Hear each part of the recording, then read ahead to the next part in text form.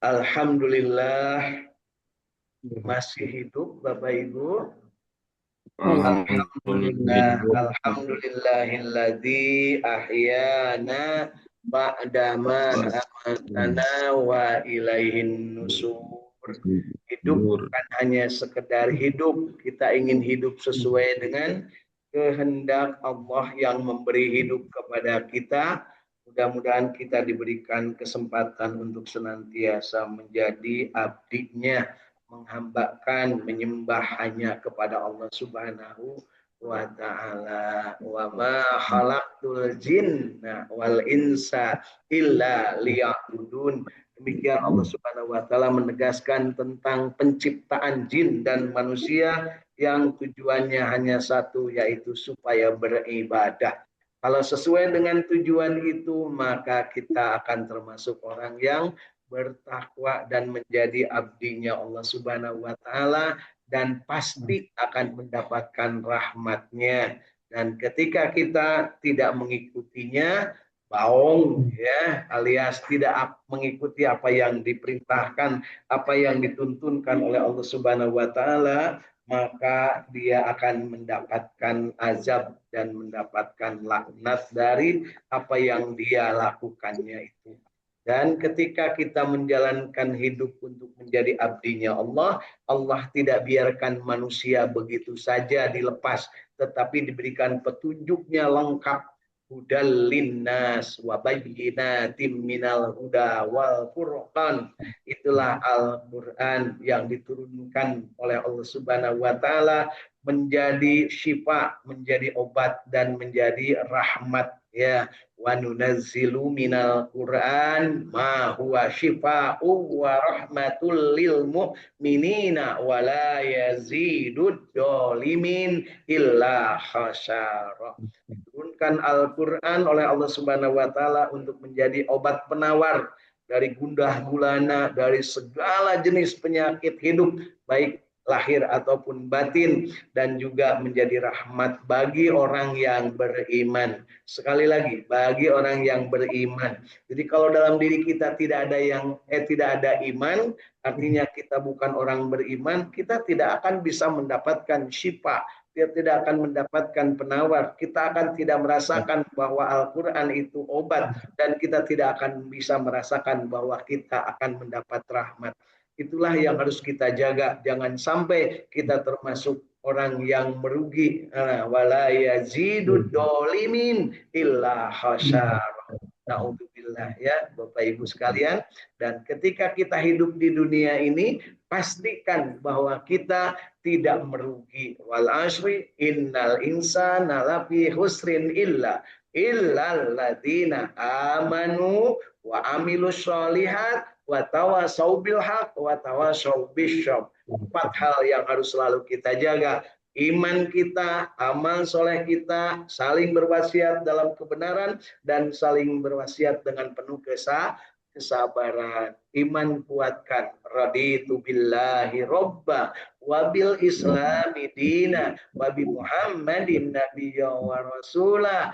Minta kepada Allah untuk mendapat nilai amal soleh. Rabbi zidni ilma warzuqni fahma. Dan jadikan diri kita ini senantiasa giat, cinta untuk terus-menerus berbagi tawabil hak, berbagi dalam hal benar, tawabisyab, berbagi dengan cara yang sabar, saling menasihati, saling memberitahu, jangan punungan, ulah sok loba non bu mentegeng ya, sesama manusia biasa wae lah ya hirup mah. Tapi juga jangan sampai kita juga membiarkan kezaliman meratulela ya. Kemudian kita juga jangan sampai lengah dari hal yang menjadikan diri kita kemungkinan untuk keluar dari ajaran ad-dinul Islam. Dari itu kita selalu bermohon kepada Allah agar kita senantiasa iyyaka na'budu wa iyyaka nasta'in. Menyembah hanya kepada Allah dan mohon pertolongan hanya kepada Allah. Dan ketika memohon pertolongan kepada Allah, pastikan dengan cara yang benar. Ista'inu bisyafri wassalat. Mohonlah pertolongan kepada aku, kata Allah, dengan cara sabar dan sholat. Sabar puncaknya bisa diwujudkan dalam bentuk menahan, mengendalikan diri, dan bisa dengan saum prakteknya ya. Kemudian sholat adalah wujud rasa syukur kita. Apapun yang kita rasakan di dunia sebagai sesuatu yang dari Allah, segera kita buktikan dengan rasa syukur. Alhamdulillah. Karena itulah sebaik-baik harapan. Dan jangan lupa kita juga harus menjaga diri kita dari hal-hal yang keluar dari ajaran agama Islam dengan cara selalu bermohon ihdinas syiratal mustaqim siratal ladzina an'amta alaihim ghairil maghdubi alaihim waladdallin. Kita berhindar dari perbuatan-perbuatan orang-orang yang dimurkai Allah, yaitu orang-orang Yahudi dan orang-orang yang tersesat, yang dolim, yaitu orang-orang Nasoro. Nah, mudah-mudahan kita istiqomah dalam keadaan tetap berbahagia dan mengikuti apa yang dicontohkan Rasul Shallallahu Alaihi Wasallam. Karena dalam jiwa pribadi Rasulullah disebutkan oleh Allah, laqad kana lakum fi Rasulillah uswatun hasanah.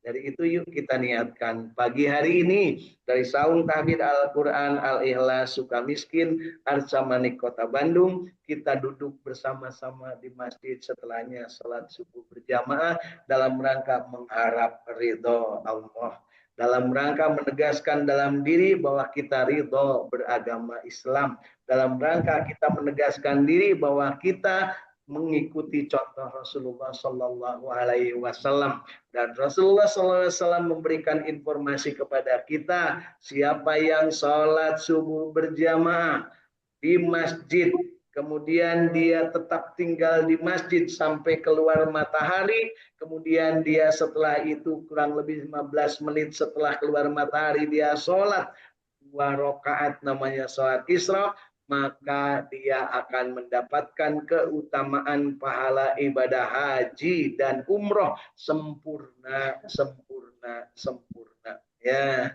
ngapain saja habis subuh tetap tinggal di masjid sampai keluar matahari kurang lebih 1,5 jam, ya.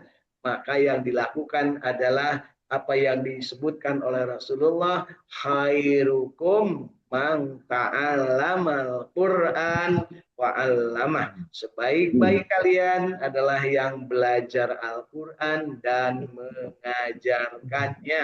Ya, hati-hati Bapak Ibu, kalau yang sudah bisa biasanya muncul rasa takaburnya sehingga tidak mau belajar bersama-sama. Kemudian kalau ada yang belum bisa, muncul rasa mindernya, tidak mau karena era, karena malu, karena merasa tidak mampu. Dua-duanya ini adalah penyakit hati yang ditiupkan oleh iblis laknatullah alaih melalui anak cucunya yang namanya setan-setan yang berkeliaran, jurig-jurig menyiliwuri di antara kita dan di dalam darah nadi kita, yaitu membisikkan supaya orang tidak belajar Al-Quran, supaya orang merasa takabur, sombong ketika sudah bisa, dan supaya orang minder tidak mau belajar ketika dia tidak bisa. Jadi kudu kumaha atuh. Gitu ya.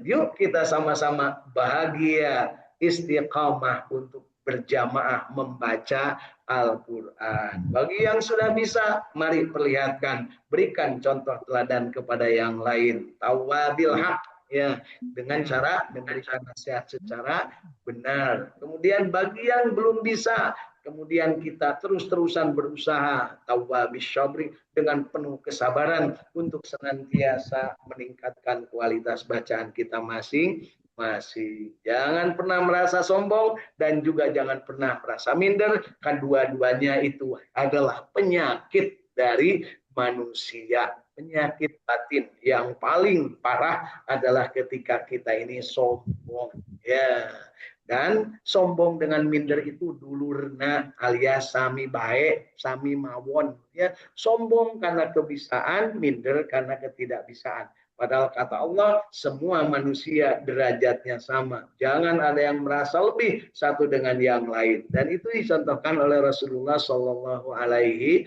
Wasallam. Sampai-sampai ketika ada yang orang membanggakan tentang suku atau tentang sebuah kemuliaan bangsa atau sebuah kemuliaan keturunan, ningrat dan cacah, raden dan bukan raden, juragan dan orang-orang yang tukang laden, maka Rasulullah SAW dari Allah Subhanahu Wa Taala di dalamnya ditegaskan bahwa tidak ada keutamaan, tidak ada kelebihan Arab dengan bukan Arab.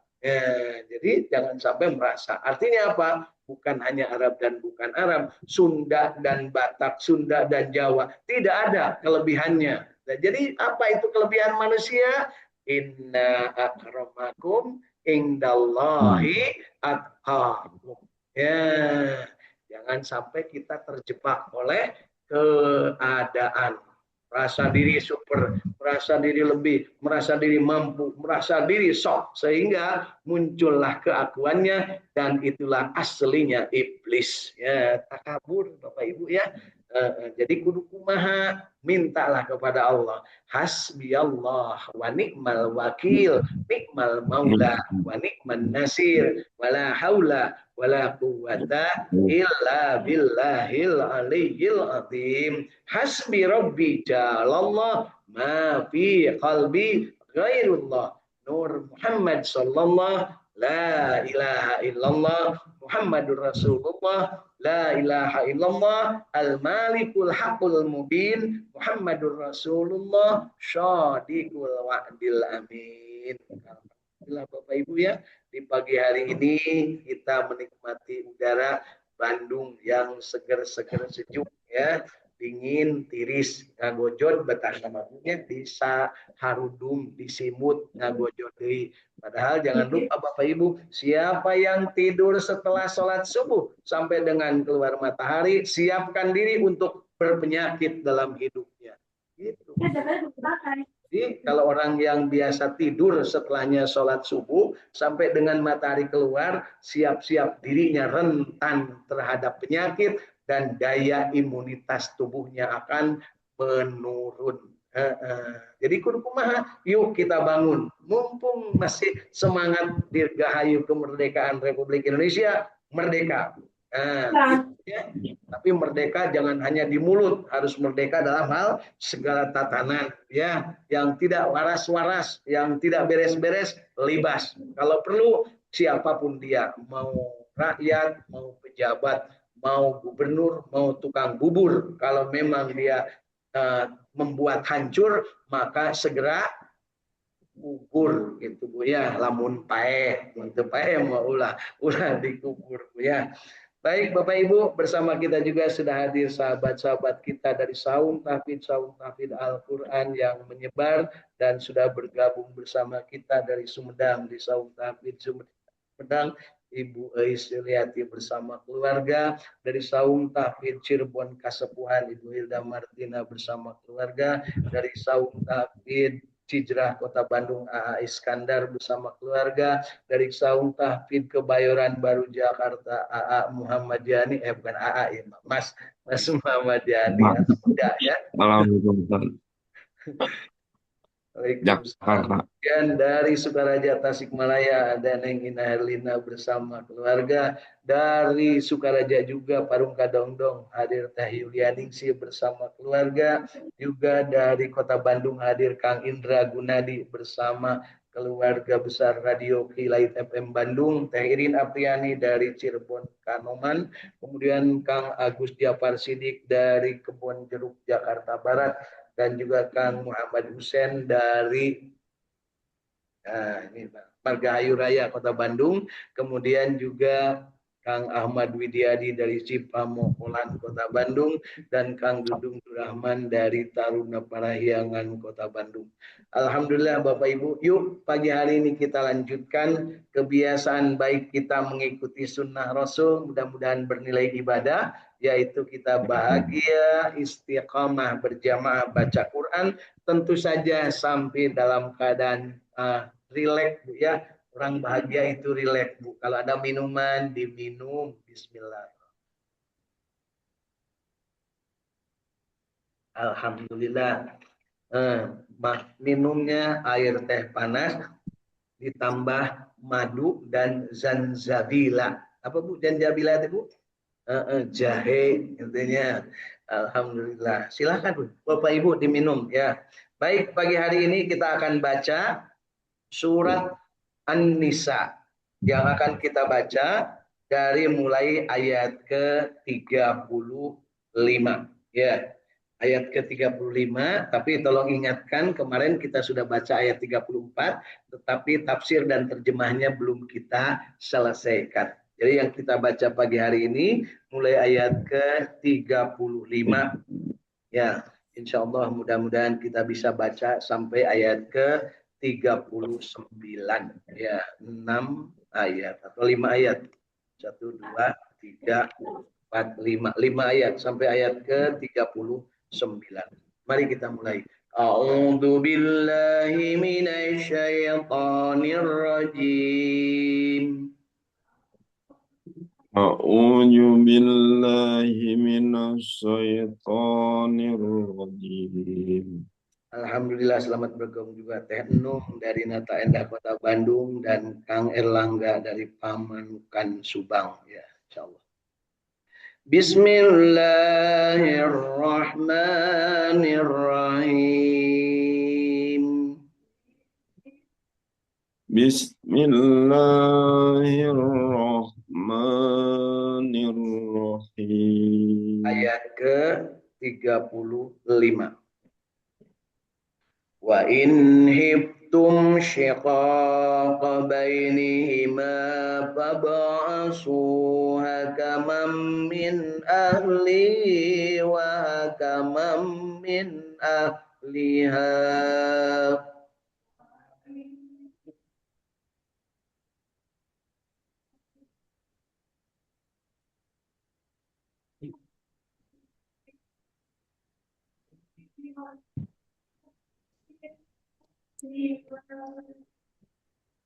Wa hakaman min ahliha yurida islaha yuwaffiqillahu bainahuma.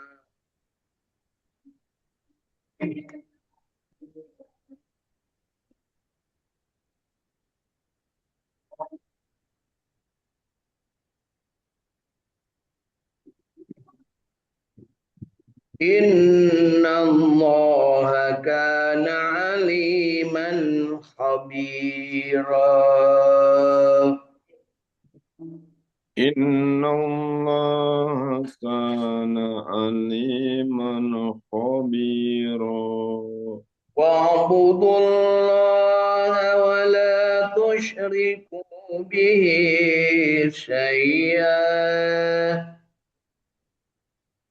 Wa'budullaha wa la tusyriku bihi syai'an. Wa bil walidaini ihsana wa bidzil qurba wal yatama wal masakin wal jari dzil qurba wal jaril junub. وبالوالدين إحسانا وبذي القربى واليتامى والمساكين والجار ذي القربى والجار الجنب والصاحب بالجنب وابن السبيل وما ملكت أيمانكم والجار الجنوب والصاحب بالجنب وابن السبيل وما ملكت أيمانكم إن الله لا يحب من كان محتالا فخورا إن الله لا يحب من كان مختلا فخورا الذين يبخلون ويأمرون الناس بالبخل ويكتمون ما آتاهم الله من فضله الذين يدخلون ويأمرون الناس بالبخل ويكتمون ما آتاهم الله من فضله وأعتدنا للكافرين عذابا مهينا وأعتدنا للكافرين عذابا مهينا والذين ينفقون أموالهم رئاء الناس ولا يؤمنون بالله ولا باليوم الآخر والذين ينفقون أموالهم رئاء الناس ولا يؤمنون بالله وباليوم الآخر ومن يكن الشيطان له قرينا فساء قرينا ومن يكن الشيطان له قرينا فساء قرينا وماذا عليهم لو آمنوا بالله واليوم الآخر وأنفقوا مما رزقهم الله وما عليهم لو آمنوا بالله واليوم الآخر وأنفقوا مما رزقهم كان الله الله بهم عليما وكان الله بهم عليما صدق الله العظيم صدق الله العظيم. Alhamdulillah, Allahumma arhamna bil Quran. 5 ayat yang sudah kita baca pagi hari ini, mudah-mudahan kita mendapat rahmat Allah. Bacaan kita yang baiknya, yang benarnya diterima sebagai catatan amal ibadah, dan yang salahnya mudah-mudahan Allah ampuni kesalahan kita, dan kita diberikan kesempatan untuk terus-menerus bersemangat meningkatkan kualitas bacaan dari Al-Quran pada diri kita masing-masing. Insya Bapak Ibu, selanjutnya mari kita baca kitab terjemah tafsir Ibnu Katsir dalam bahasa Indonesia sebagai alat bantu kita untuk memahami ayat demi ayat yang sudah kita baca. Sebelumnya mari kita kembali satu ayat mundur di ayat ke-34 yang belum sempat kemarin kita baca. Kaum laki-laki adalah pemimpin bagi kaum wanita. Oleh karena itu Allah telah melebihkan sebagian mereka, yaitu laki-laki, atas sebagian yang lain atas wanita. Dan karena mereka laki-laki telah menafkahkan sebagian dari harta mereka, sebab itu maka wanita yang soleh atau wanita yang soleha itu ialah yang taat kepada Allah, lagi memelihara diri ketika suaminya tidak ada. Oleh karena itu Allah telah memelihara mereka. Wanita-wanita yang kamu khawatirkan nusujnya, maka nasihatilah mereka dan pukullah mereka. Kemudian jika mereka mentaatimu, maka janganlah kamu mencari-cari jalan untuk menyusahkannya. Sesungguhnya Allah Maha Tinggi lagi Maha Besar atau lagi Maha Kuasa, ya. Dalam hal ini Allah Subhanahu wa taala menegaskan di dalam ayat ini bahwa laki-laki itu adalah pemimpin bagi kaum wanita. Ingat Bapak Ibu, di dunia ini hanya ada dua. Allah ciptakan laki-laki dan wanita. Tidak ada waria, biria, ceria, daya. Yang ada laki-laki dan wanita. Yang ada Adam dan Hawa. Tidak ada Adam dan Hawi. Itu dia. Jadi kalau dalam dunia ini harus jelas. Yang tidak jelas, wayahna kudu jelas. Kalau tidak, akan terjadi pemusnahan bangsa seperti yang dilakukan terhadap kaum Sodom, kaumnya Nabi Lut. Kenapa? Tak jelas di sana wanita dan laki-laki bercampur baur, tetapi satu dengan yang lain tidak mengikuti kodrat dari Allah Subhanahu wa taala. Naudzubillah, ya. Apakah saat ini ada yang seperti itu? Ada, tapi mudah-mudahan Allah segera berikan petunjuk kepada mereka. Ingat, laki-laki jelas ke laki-lakiannya, wanita jelas ke wanitaannya.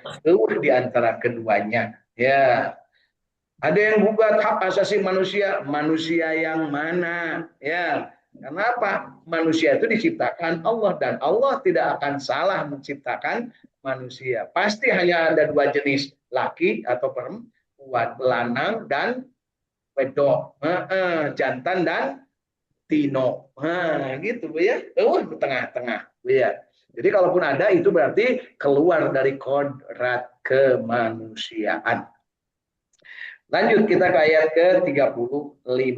Dan jika kamu khawatirkan ada persengketaan antara keduanya, maksudnya antara suami istri, antara laki dan perempuan, maka kirimlah seorang hakam dari keluarga laki-laki dan seorang hakam dari keluarga perempuan. Artinya juru damai yang mengerti agama, mengerti tentang fikih, mengerti tentang hukum, ya.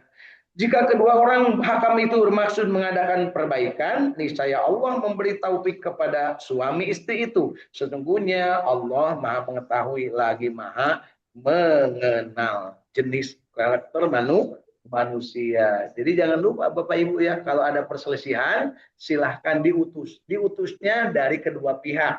Pihak laki-laki ngutus yang ahli bidang fikih, pihak yang perempuan ngutus juga. Kemudian dia bermusyawarah di situ. Ulah ini curhat sana, ini curhat sini, makin gak keruan ya dunia ini. Padahal cuma dua insan, tapi bikin kacau seantero jagat. Gitu ya.